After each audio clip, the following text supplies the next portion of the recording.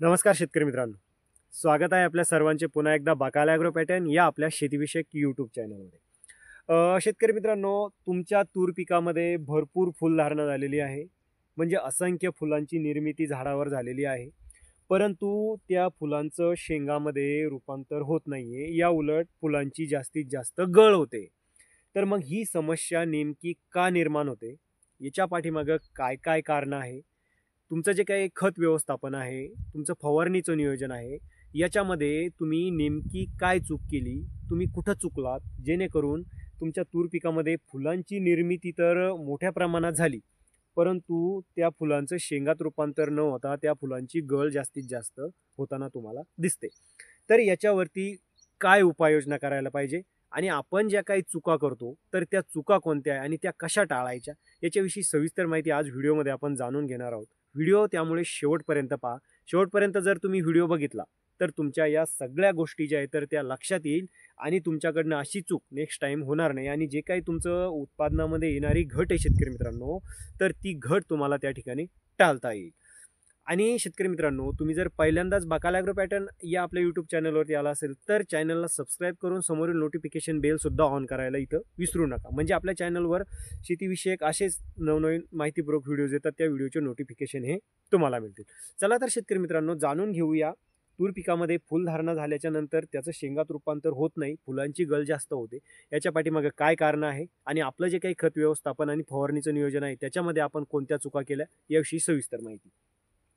तर शेतकरी मित्रांनो, याच्यामध्ये ॲक्च्युली आता सुरुवातीला हे जे काही तूर आहे शेतकरी मित्रांनो, तर तूर पीक नॅचरली झाड जे येतं तुरीचं हे 5 ते 7 हजार फुलांची निर्मिती करत असतं. म्हणजे कोणत्याही प्रकारचं टॉनिक आणि विद्राव्य खत न वापरता एवढं याचं स्टोरेज असतं. म्हणजे एवढी फुलांची निर्मिती करतं हे झाड, एवढी ताकद हे झाड फुलांच्या निर्मिती करण्यात लावतं, तेवढीच ताकद यानं काडीमध्ये साठवून ठेवलेली असते. तर ती कशासाठी, त्या फुलांचं शेंगामध्ये रूपांतर करण्यासाठी.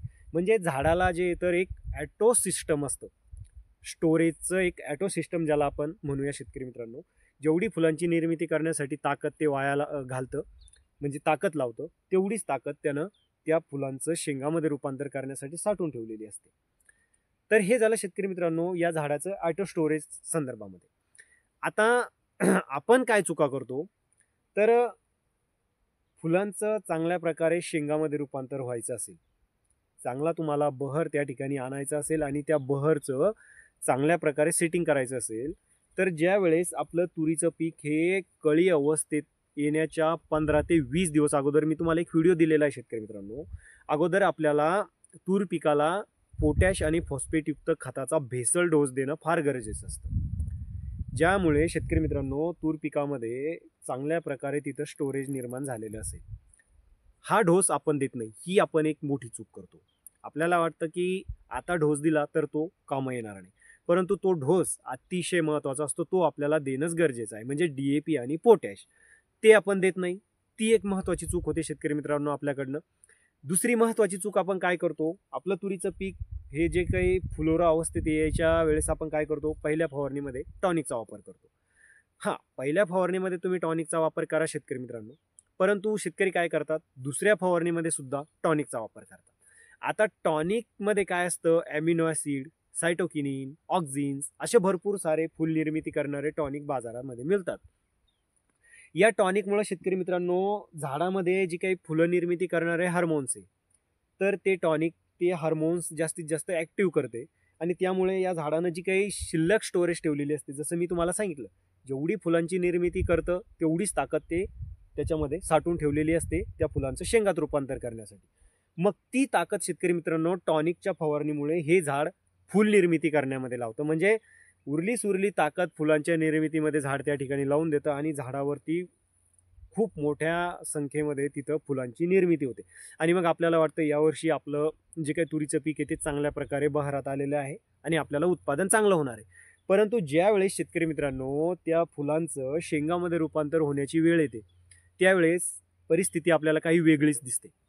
म्हणजे त्याचं शेंगात रूपांतर न होता त्याची फुलगळ तिथं जास्तीत जास्त होते. तर ती का होते शेतकरी मित्रांनो, समजा आता हे जे काही फुल आहे, तर या फुलाला या काडीपासून या फुलाचं शेंगात रूपांतर होण्यासाठी जे काही अन्नद्रव्य लागतं, तर ते अन्नद्रव्य झाडामध्ये शिल्लक नसल्यामुळे ते त्या फुलापर्यंत तिथं अन्नद्रव्य पोहोचू शकत नाही, म्हणजे त्याच्यामध्ये तेवढी स्टोरेजच नाही आहे.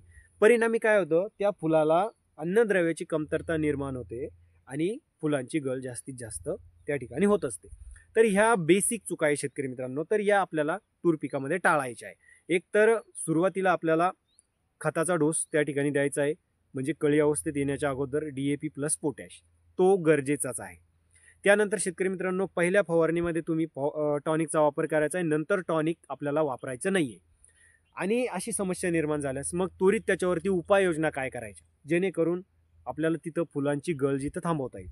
तर मग उपाययोजना करायची म्हटलं शेतकरी मित्रांनो, तर झाडामध्ये आपल्याला अशा कंडिशनमध्ये स्टोरेज निर्मिती करणं खूप गरजेचं आहे. मग झाडामध्ये त्वरित स्टोरेज कसं निर्माण करता येईल, तर त्यासाठी शेतकरी मित्रांनो आपल्याला विद्राव्य खताच्या तूर पिकावरती अशा वेळेस फवारण्या करणं फार गरजेचं असतं. तर फवारणीमध्ये नेमकी कोणते घटक असलेलं विद्राव्य खत घ्यायचं, तर 05234 म्हणजे ज्याच्यामध्ये फॉस्फेट आणि पोटॅश 2 घटक मोठ्या प्रमाणामध्ये, आणि हे 2च घटक अशा वेळेस आपल्याला कामाचे असतात. या विद्राव्य खताची आपल्याला त्वरित प्रति 20 लिटरसाठी 100 ग्राम प्रमाणे फवारणी करायची. किंवा मग शेतकरी मित्रांनो 13-0-45 किंवा 13-40-13, 0-60-20 किंवा 0-0-50 ही जी काही खतं आहे, तर या विद्राव्य खताची आपल्याला गरजेनुसार अशा वेळेस तूर पिकामध्ये फवारणी करणं गरजेची आहे. ज्यामुळे शेतकरी मित्रांनो झाडामध्ये त्वरित त्या ठिकाणी स्टोरेज निर्माण होईल आणि ते जे काही झाड आहे, तर ते झाड त्या फुलापर्यंत अन्नद्रव्य त्या ठिकाणी पोहोचेल आणि त्या फुलाची गळ न होता त्याचं शेंगामध्ये रूपांतर होईल. तर हे उपाय आपल्याला तूर पिकामध्ये तिथं करणं गरजेचे आहे.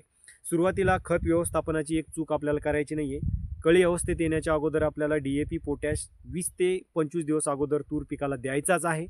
दुसरी महत्त्वाची चूक आपल्याला टाळायची शेतकरी मित्रांनो, ती म्हणजेच पहिल्या फवारणीत टॉनिकचा वापर केला तर नंतर टॉनिकचा वापर आपल्याला करायचा नाही आहे. आणि उपाययोजनामध्ये शेतकरी मित्रांनो आपल्याला विद्राव्य खताचा फवारणीमध्ये वापर करायचा आहे. त्यामध्ये मायक्रोन्यूट्रियनचा आपल्याला फवारणीमध्ये अशा वेळेस वापर करायचा आहे.